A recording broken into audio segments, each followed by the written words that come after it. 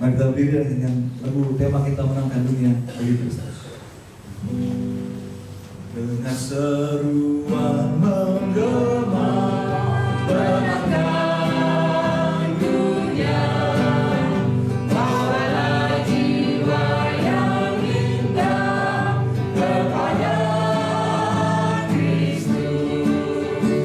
Mari bekerja bersama, lakukanlah tugasmu sambil berdoa, carilah jiwa satu persatu, menangkan dunia bagi Kristus.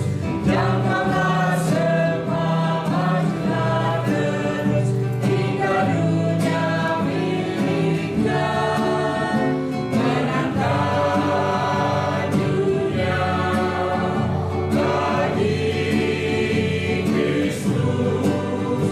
Carilah jiwa satu di dunia, jadi miliknya.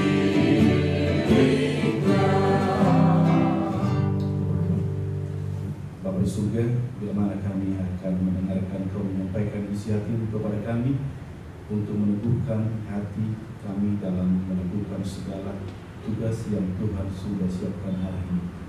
Kiranya Roh-Mu boleh menyertai kami dan tinggal di rumah-Mu ini, sehingga tidak ada satu roh yang lain yang menghalangi kami sehati sepikir atas firman-Mu. Tuhan, kuduskan hati, pikiran, tubuh, jiwa kami. Jikalau ada hal-hal yang belum kami selesaikan sepanjang satu malam ini atau kemarin, supaya tidak menghalangi Engkau leluasa untuk menyampaikan isi hati-Mu kepada kami. Besertalah dengan kami ya Tuhan, hati kami buka, masuklah untuk menyampaikannya, agar kami boleh diberikan kuasa baru, kekuatan baru, semangat baru. Dalam nama Yesus kita berdoa. Amin.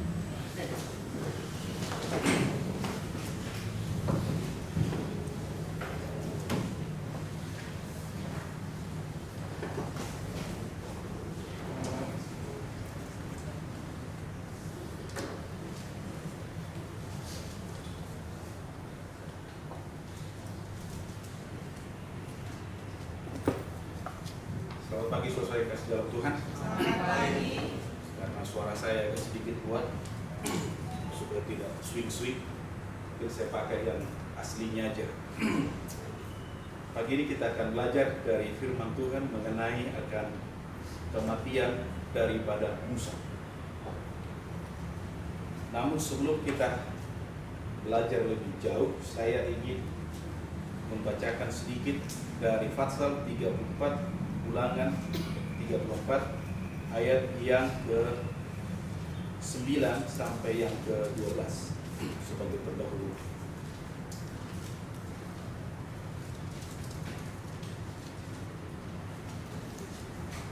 Maka berakhirlah hari-hari tangis perkabungan karena Musa itu, dan Yosua bin Nun penuh dengan roh kebijaksanaan, sebab Musa telah meletakkan tangannya ke atasnya.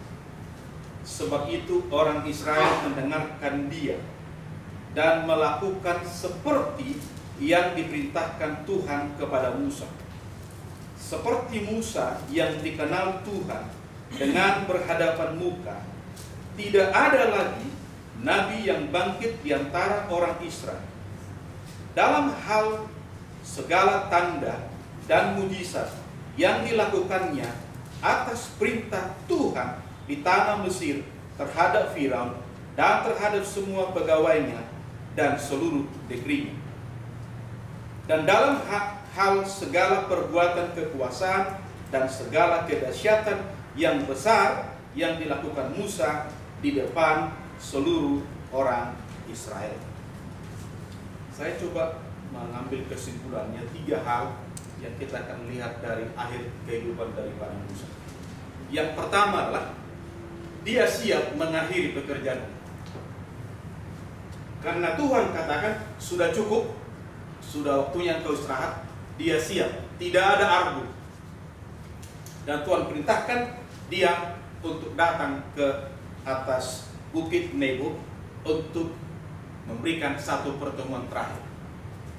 Tapi sebelumnya lah Musa disebutkan sebagai seorang pemimpin berhasil mengkader akan penerusnya, di mana Yosua dipanggil ke rumah Tuhan dan memberitahukan tugas yang akan dilakukannya dan mengurapi dia sebelum dia melakukannya.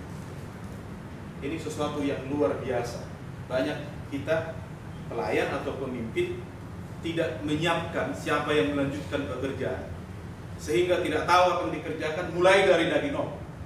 Tetapi Musa dia persiapkan Yosua dan dia urapi di depan bangsa Israel dan diberikan aturannya, peganganmu adalah titah Tuhan, 10 hukum Tuhan. Dan setelah selesai itu maka Musa dipanggil oleh Tuhan naik ke bukit. Tapi satu hal yang mungkin mendahului yang saya mau sebelum kita masuk ke pengalaman yang terakhir dengan Tuhan, buka di sana. Ada 6 hal yang saya lihat yang sangat perlu memotivasi kita.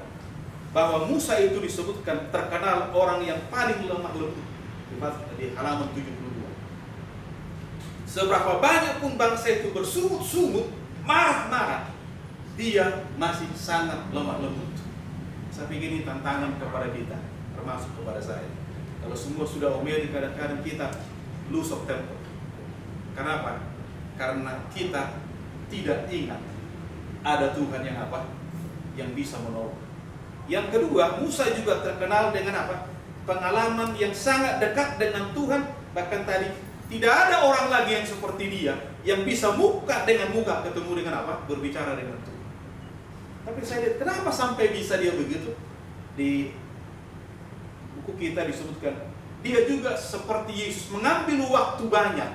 Dia tinggalkan umatnya itu. Dia sengaja bertemu dengan Tuhannya agar ia boleh semakin mengenal apa yang Tuhannya mau akan sampaikan dan apa yang dia harus lakukan.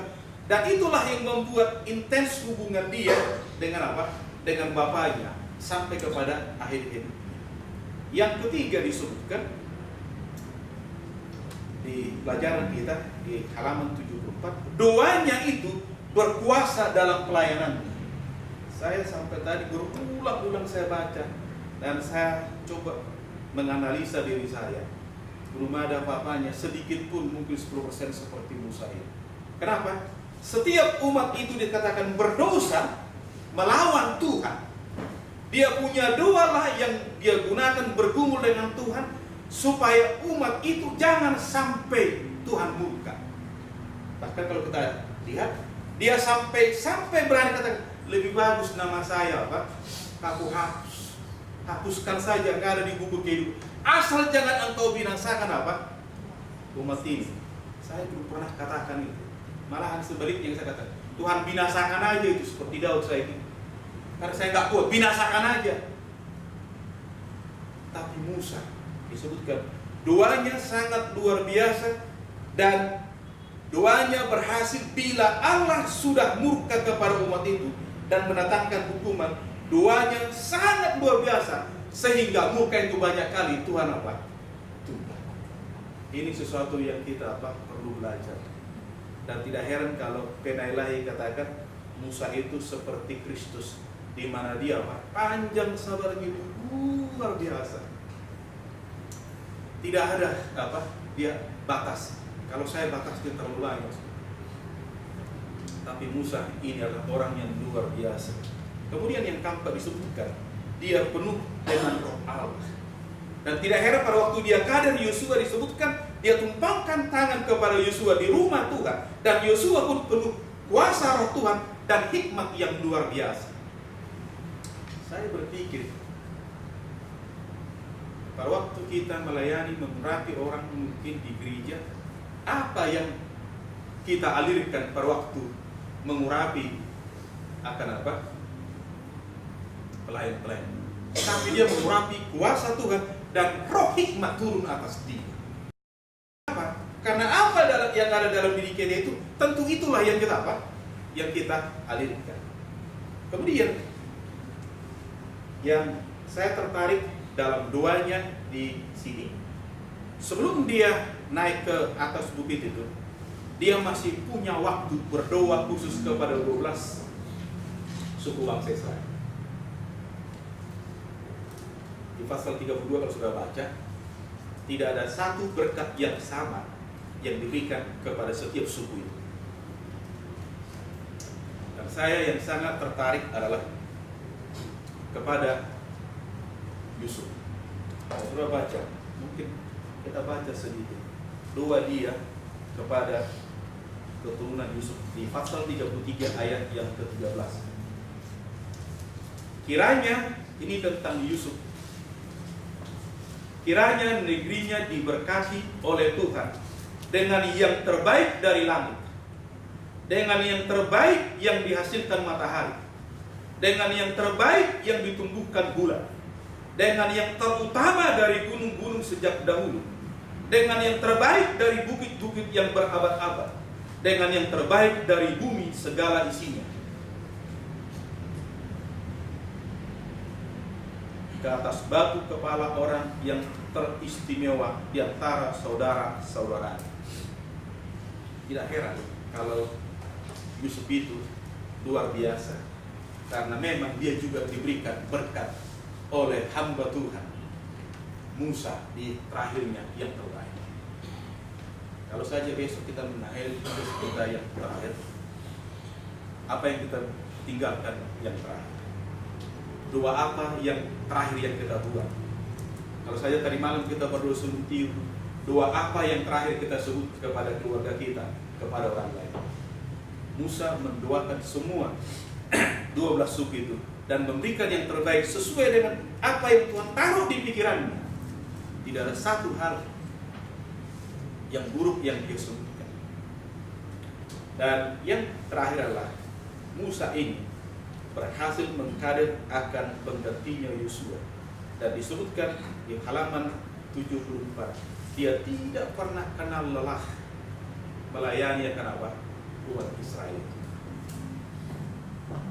Saya pikir saya hanya gereja saya 150 orang aja sudah pusing kepala saya melayani 15 tahun. Tapi Musa 40 tahun, 120.000 orang hanya laki-laki. Memang ekstra sabar dan ekstra kuasa yang Tuhan kasih kepadanya. Saya pikir perlu kita belajar dari Musa ini. Bagian yang kedua lah, waktu dia naik ke atas bukit Nebo itu, Tuhan berbicara kepada dia dan dia katakan, pandanglah tanah Kanaan itu, karena engkau tidak akan pernah menginjakkan kaki di sana. Kalau saudara di posisi dia, kira-kira apa yang Anda katakan kepada Tuhan? Tapi dia tidak mau. Benailahi katakan, hanya satu yang membuat Musa tidak boleh masuk ke tanah Kanaan duniawi itu, tetapi dia langsung ke tanah Kanaan semawi, karena dosa yang mengambil kemuliaan Tuhan pada waktu dia pukul apa? Batu itu.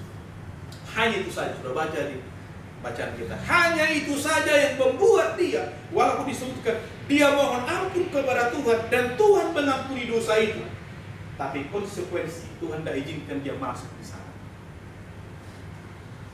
Saya pada waktu berdiri melihat tanah Kanaan di mana dia memandang, saya teringat dan saya ingat waktu pertama kali saya juga menangis. Saya bilang, ya kasihan juga dia, sudah capek memimpin keluar dari Mesir, sudah banyak beban persungutan yang dihadapi, tantangan, tapi dia hanya memandang saja. Sementara wakilnya yang dipersiapkannya tiba di sana.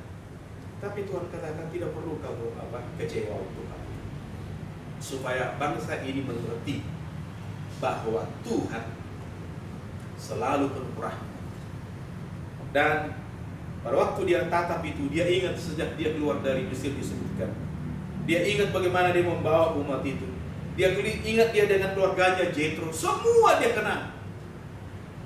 Kemudian Tuhan buka juga kepadanya penglihatan. Dia lihat juga bahwa Yosua akan menghadapi bangsa Israel itu banyak yang murtad. Dia sudah lihat banyak juga yang yang kembali. Dia lihat juga bangsa Israel ditawan, bahkan dipulihkan. Dia juga melihat pada waktu dia di atas bukit itu, bagaimana tugas itu akan berjalan. Dan dia juga melihat bagaimana Yesus lahir di dunia ini. Dia diberi kesempatan melihat perjalanan Yesus. Dia lihat dia di Nazaret, bagaimana dia besarkan, ditolak oleh akan hamba-hamba Tuhan, pegawai-pegawai daripada gereja. Bahkan dia diberi kesempatan melihat penderitaan Yesus. Dia juga diberikan kesempatan melihat Yesus disalibkan. Bahkan waktu di Taman Getsemani, Yesus memberikan kesempatan bagi dia merasakan penderitaannya itu. Dan yang selanjutnya disebutkan bahwa dia juga diberi kesempatan oleh Yesus untuk menyaksikan bagaimana Yesus dikubur dan dibangkitkan, serta kedatangan Tuhan yang kedua kali dia diberikan. Nah, satu hal yang menarik bagi saya adalah pada waktu dia lihat semuanya, dan bahkan kedatangan Tuhan yang kedua kali, dia lihat Tuhan sudah beritahukan. Dan Tuhan katakan dia dipanggil untuk membuka pintu itu, menyambut akan apa? Akan kedatangan umat itu. Dia begitu senang dan dia lupa semua yang kesusahan yang selama ini. Dan akhirnya dia katakan dia bagaikan seorang terdahulu, sudah capek. Saya nggak tahu berapa jam itu saudara. Waktu dia di atas bukit itu memandang semua dan melihat akan visi yang Tuhan katakan itu, akhirnya disebutkan dia letih dan Tuhan katakan tidurlah, dan dia tidur di sana. Di tulisan Benailahi ini disebutkan sangat luar biasa. Yesus sendiri turun dengan malaikatnya menguburkan dia dan membangunkan dia masuk ke dalam kerajaan surga. Dan tidak ada satu orang yang tahu di mana kuburan itu sampai pada hari ini.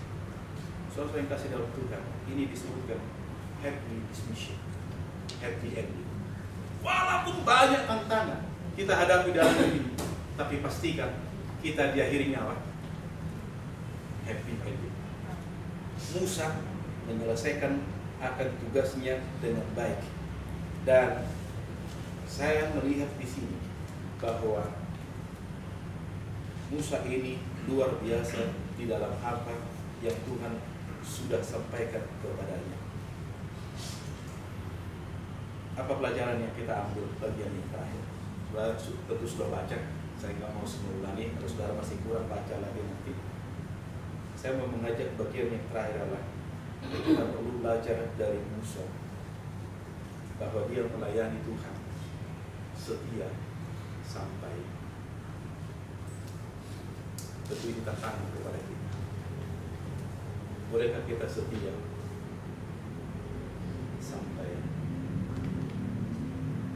dalam kehidupan keluarga kita, pelayanan, dalam apa saja seperti Musa? Karena Tuhan selalu memperhatikan apa yang dia perbuat dalam pelayanan. Yang kedua, Musa juga seorang anak Tuhan, hamba Tuhan yang cukup dekat dengan Tuhannya. Bahkan disebutkan oleh Alkitab dan kutipan lain. Tidak ada duanya seperti dia yang bisa berhadapan apa?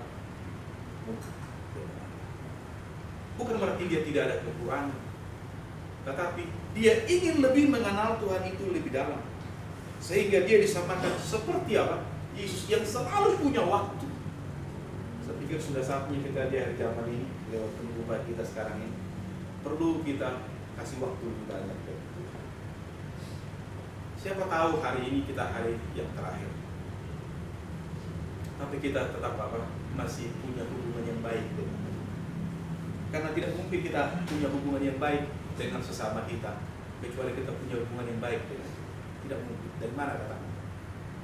Apa yang saya bagi kepada sesama, apa yang saya tularkan itulah yang ada saya dapat. Entah itu dari Tuhan atau dari mana. Kalau saya dapat dari Tuhan, maka itulah yang saya akan bagi. Yang ketiga, dari Musa kita belajar, dia siap menerima konsekuensi. Walaupun hanya satu kali dosa yang satu itu, tapi dia terima dengan apa? Dengan lapang dada. Kalaupun Tuhan saya nggak masuk, tidak apa-apa. Dia terima dengan baik. Kita seringkali di kegagalan kita tak mau menerima risiko. Tapi Musa adalah seorang yang siap menerimanya, walaupun dia tidak harus masuk. Dan dia bersyukur karena Tuhan beri kesempatan dengan cara lain mendekatnya. Dan disebutkan dia mengalami akibat dosa itu kematian. Dan Yesus sendiri yang apa? Membangkitkan dia sebagai bukti kepada semua bangsa Israel dan kita sekarang bahwa kebangkitan itu ada bagi orang-orang yang apa? Yang percaya. Yang keempat, kita belajar dari Musa, seorang hamba Tuhan yang berhasil untuk membawa bangsa Israel dan mengkader tugas itu kepada yang lain. Mungkin kita bukan hanya di kantor, di pelayanan, tapi mungkin di rumah kita perlu juga kita mengkader apa? Anak-anak kita, keluarga kita untuk melanjutkan apa? Pelayanan yang sampai Tuhan. Dan Musa melakukan itu. Dan Tuhan punya rencana berhasil. Yang terakhir adalah saya mengambil dituliskan di sini. Ada 3 kebiasaan Musa di dalam hidup pelayanannya disebutkan. Musa itu belajar di halaman 72. Belajar untuk selalu berharap kepada Tuhan apapun situasi. Menyenangkan, tidak menyenangkan, dia selalu berharap. Karena hanya dia, teman dia yang paling tahu dan yang paling bisa dia boleh mencurahkan isi hatinya. Seperti Raja Daud katakan, curahkanlah isi hatimu. Yang kedua disebutkan, dengan iman dia selalu berharap melakukan akan apa yang dia akan kerjakan.